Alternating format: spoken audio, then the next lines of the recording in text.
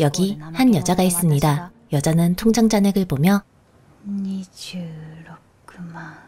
깊은 한숨을 쉬고 생계를 이어가기 위해 일을 찾아 나섭니다. 하지만 지금까지 특별한 작품을 쓴 적이 없는, 심지어 새롭게 가지고 온 기획서도 그다지 참신하지 않은 만화가에게 편집자는 일감을 주지 않고 여자는 절박한 마음에 속내를 털어놓습니다. すいません。読者の投稿ページのカットでもいいので書かせてもらえませんか。それが鬱になりまして、仕事をください。お願いします。 도대체 여자에게는 무슨 일이 있었던 걸까요? 우울증에 걸린 남편을 대신해 여자는 집안을 이끌어갈 수 있을까요? 아내 하루는 남편을 칠해라고 부릅니다. 성실의 아이콘 칠해는 아침마다 혼자 일어나 출근 준비를 하죠. 요일별로 먹는 음식을 정해놓고 요일별로 입는 옷도 정해놨습니다. 칠해는 준비가 모두 끝나면 잠든 아내 하루에게 아침 인사를 한 뒤 집을 떠납니다. 만화가라는 직업 특성상 생활 패턴이 규칙적이지 않은 하루는 그렇게 남편이 현관에서 신발을 신을 무렵 몸을 일으키는데요. 왜일까요? 남편의 눈이 빨갛습니다. 머리도 뻗쳐 있죠. 칠해가 출근한 뒤 하루는 집안을 살피는데요. 식탁 위에는 칠해가 두고 간 핸드폰이 놓여 있고 하루는 곧바로 핸드폰을 쥐고 밖으로 향합니다. 그런데 어째서일까요? 칠해는 출근하지 않고 쓰레기 더미를 가만히 바라보고 있습니다. どうしたの?これってみんないらないものなんだよね。ゴミだからね。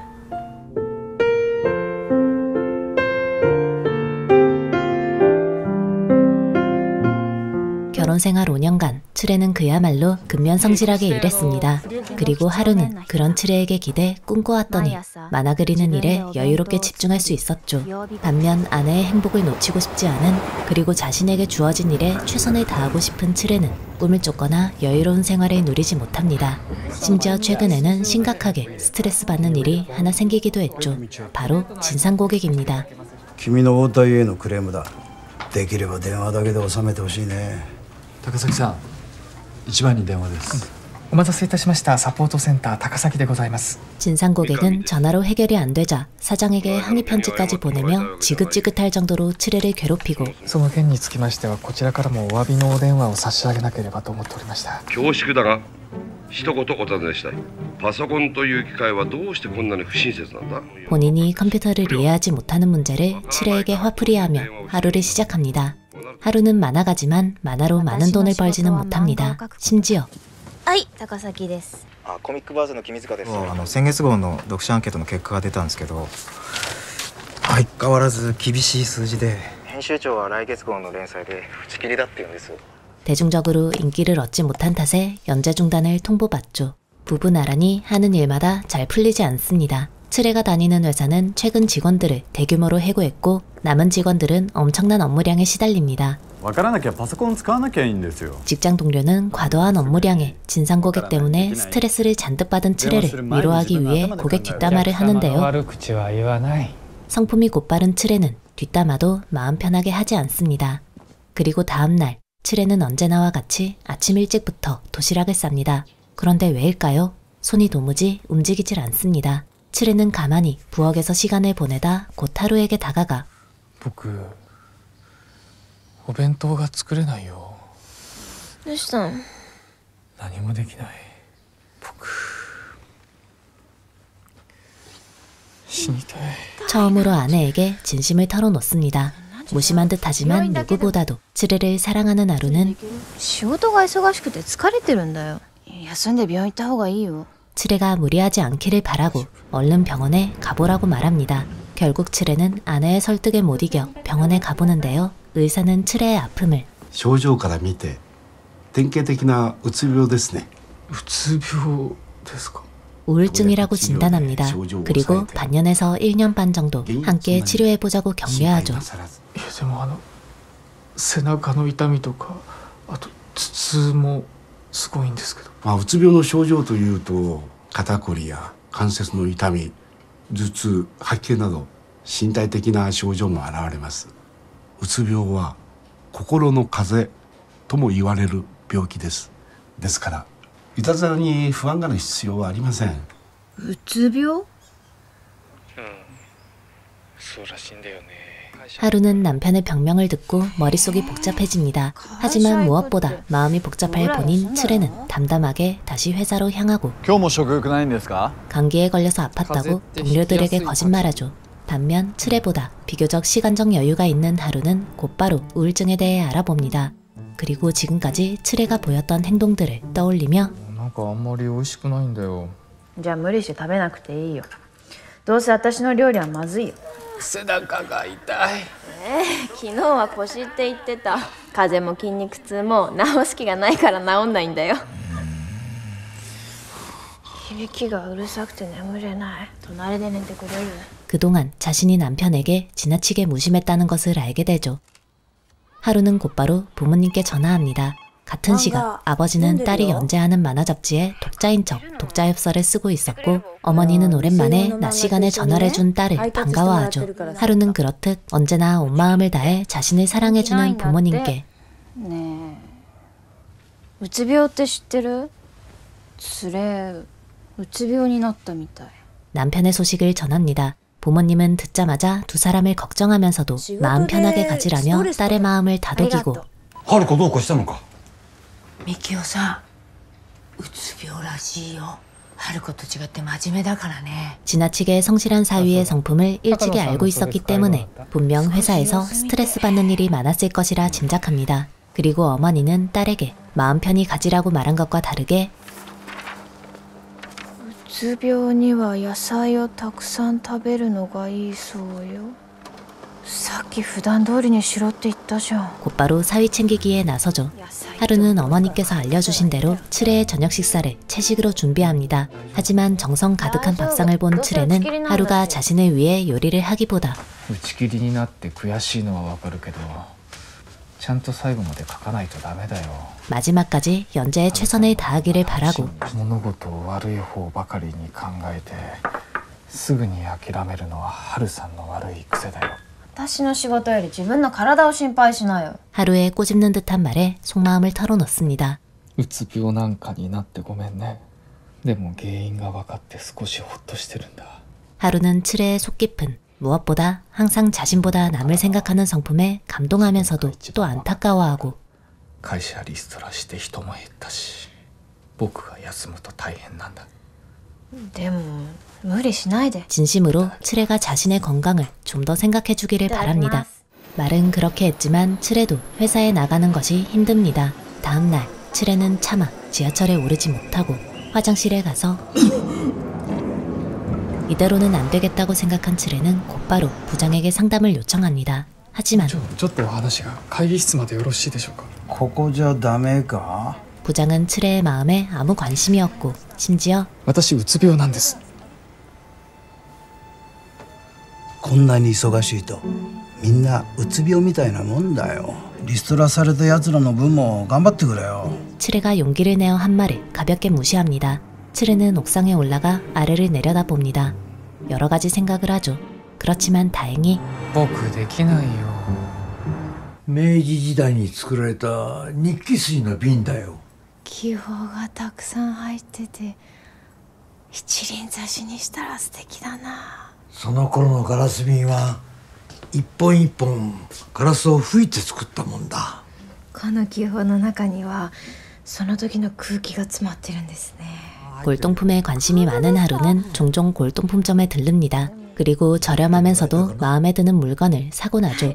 골동품점 할아버지는 오래전 만들어진 유리병을 바라보며 말합니다. その瓶もたかがガラス瓶だが割れなかったから今ここにある。割れなかったことに価値があるってことか。 그리고 유리병이 마음에 든 하루에게 활짝 핀 동백꽃을 선물하죠. 그날 밤 츠레는 너덜너덜해져서 집으로 돌아옵니다. 초밥을 사뒀지만 오늘도 식욕이 없는지 거들떠보지도 않죠. 하루는 그런 츠레에게 용기를 내어 말합니다. 会社辞めちゃえば。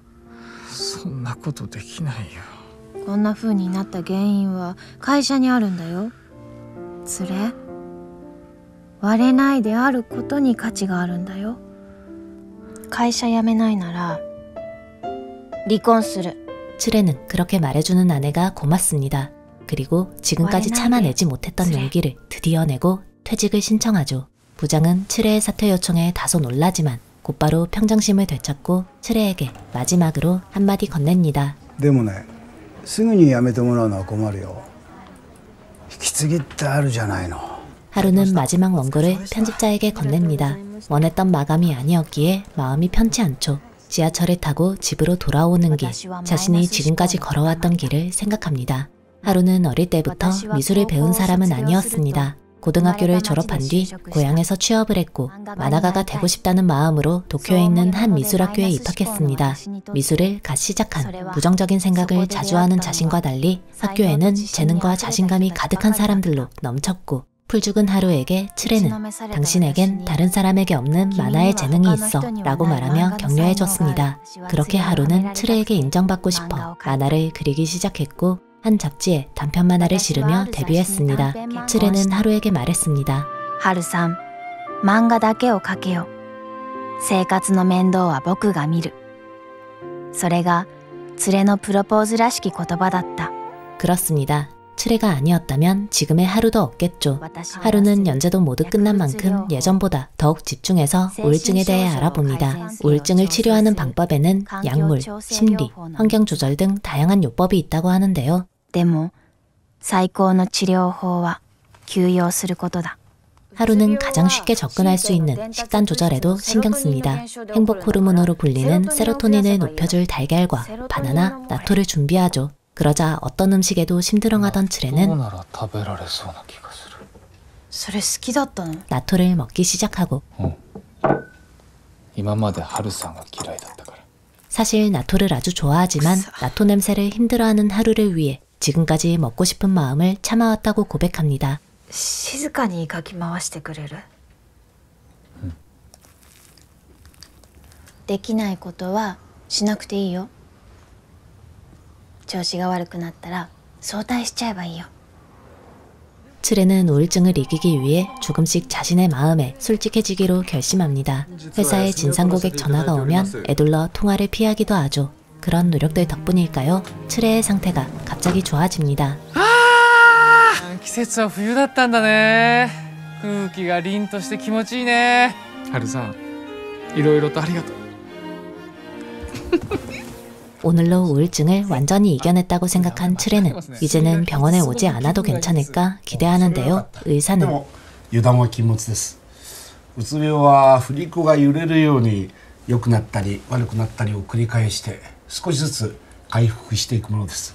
지금의 기분이 계속 가지는 않을 수 있다고 경고하고 気をつけてみませんか。認知行動療法の一環です。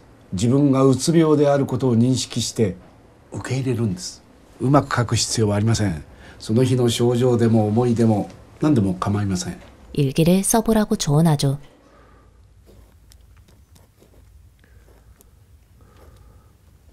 의사의 말은 사실이었습니다. 밝아졌던 츠레의 기분은 금방 다시 가라앉고 츠레는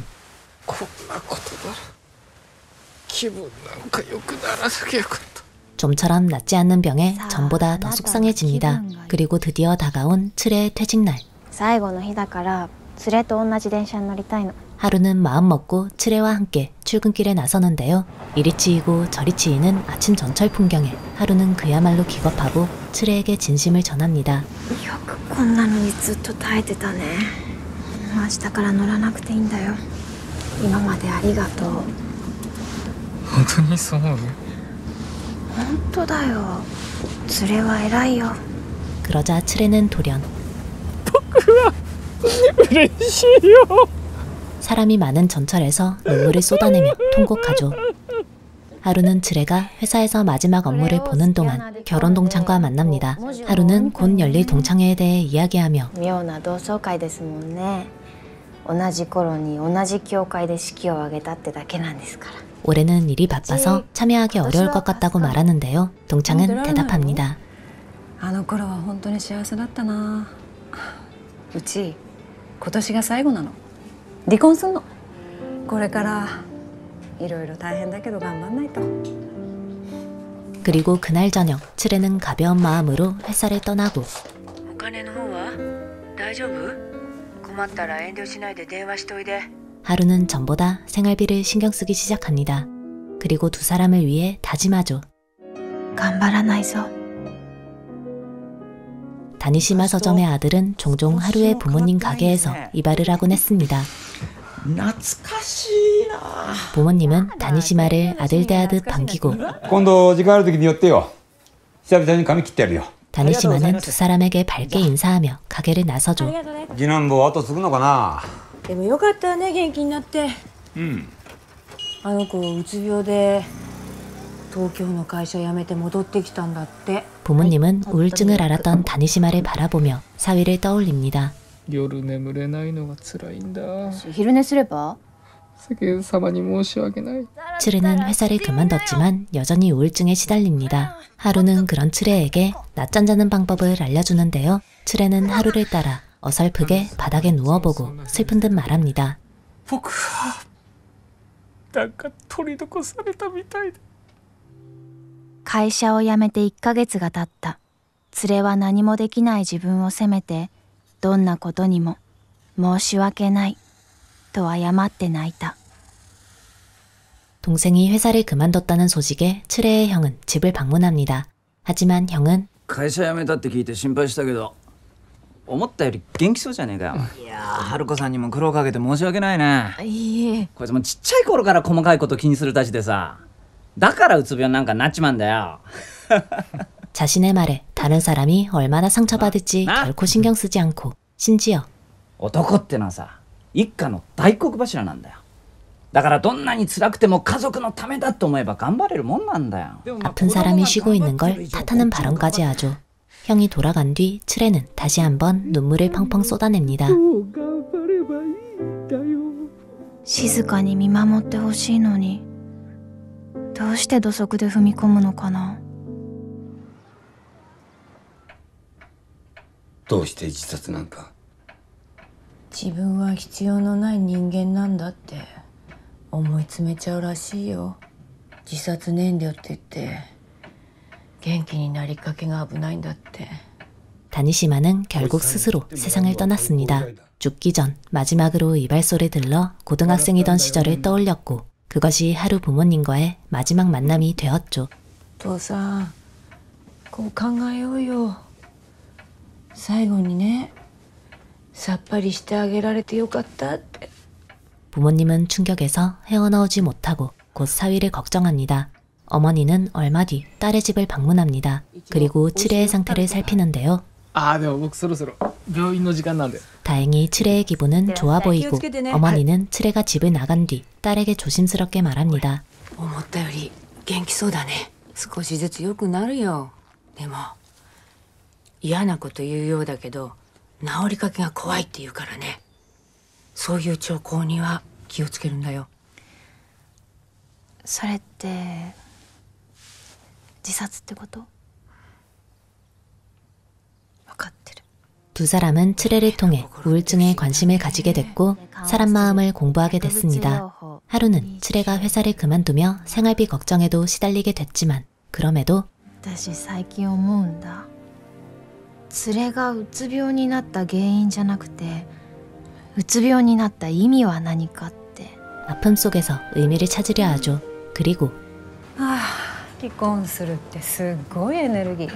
もうこの人の中に私はいないんだなって思ったらこれまでの気持ち全部否定されたみたいで辛かった。これからは一人で頑張んなきゃ。頑張らなくてもいいんですよ。辛かったら頑張らなくたっていいんです。そのままでいいんです。うちの旦那うつ病なんです。でも私頑張らないって決めたんです。頑張らないって。 힘든 감정을 애써 외면하거나 이기려 들지 않고 마음이 아플 땐 쉬어야 한다는 것을 받아들입니다.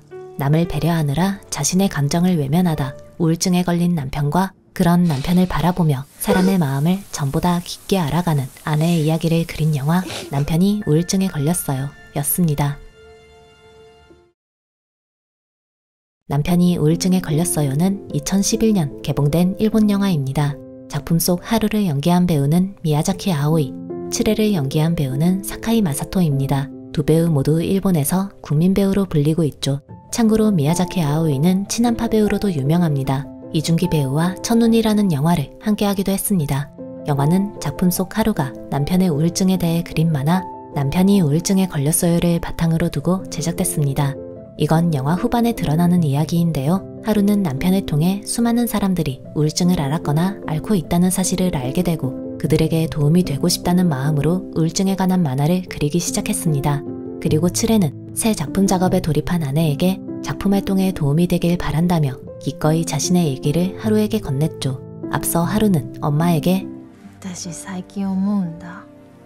連れがうつ病になった原因じゃなくてうつ病になった意味は何かって라고 말하기도 했는데요. 그렇듯 하루는 자신과 남편의 찾아온 아픔에서 의미를 찾았고 슬픔을 작품으로 승화시켰습니다.